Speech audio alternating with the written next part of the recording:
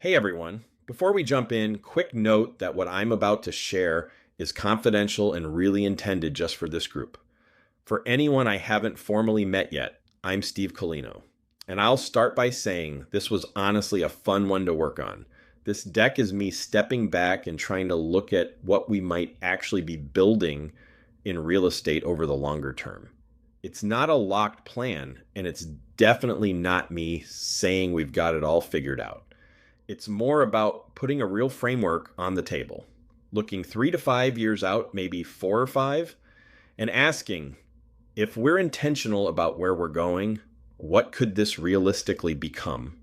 So think of this as a working roadmap, something to react to, challenge, refine, and see where it might take us. This slide is really meant to simplify everything you're about to see. On the left is the why. What's changing in the market? And why staying still isn't really an option anymore. In the middle is the what, how we might actually go about evolving the business in a structured way. And on the right is the destination, what success could look like if we execute well. If this works, it's because all three stay aligned. If one breaks, the whole thing gets harder. The reality is the market is already moving. Consumers expect speed, transparency, and digital convenience. But when decisions really matter, they still want human expertise. At the same time, capital and innovation are flowing toward companies that can scale intelligently while staying compliant.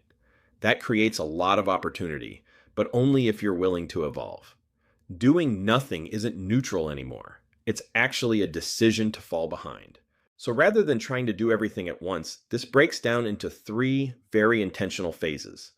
First, we focus on getting the foundation right.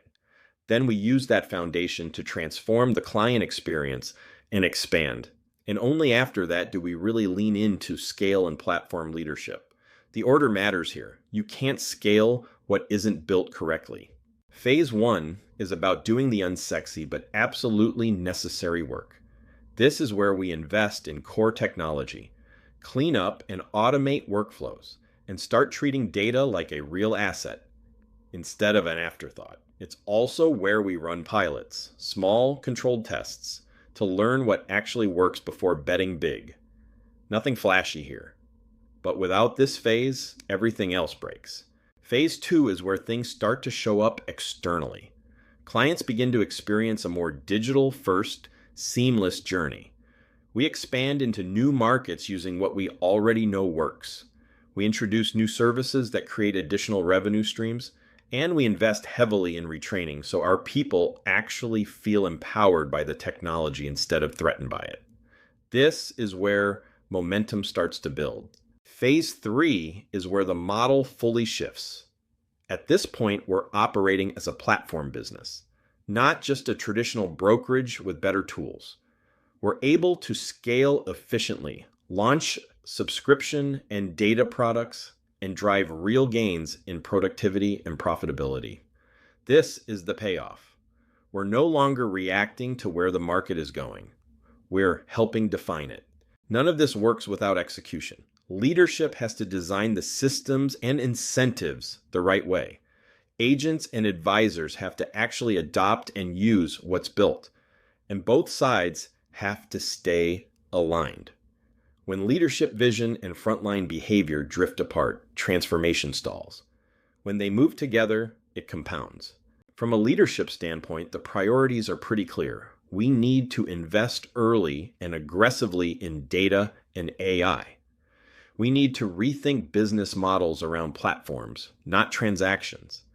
We need to acquire or partner for the capabilities we don't have. And we need to measure success based on long-term value, not just short-term activity. This is how strategy actually turns into outcomes. One thing I want to be very clear about.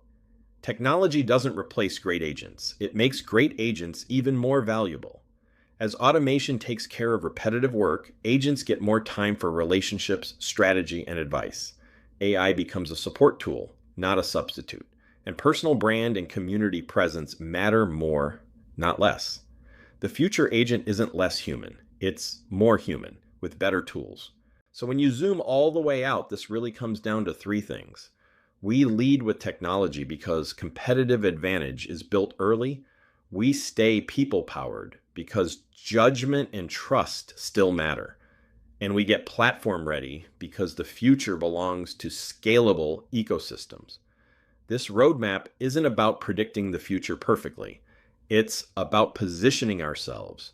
So no matter how the market evolves, we're prepared to lead instead of chase. This has been Confidential Remarks.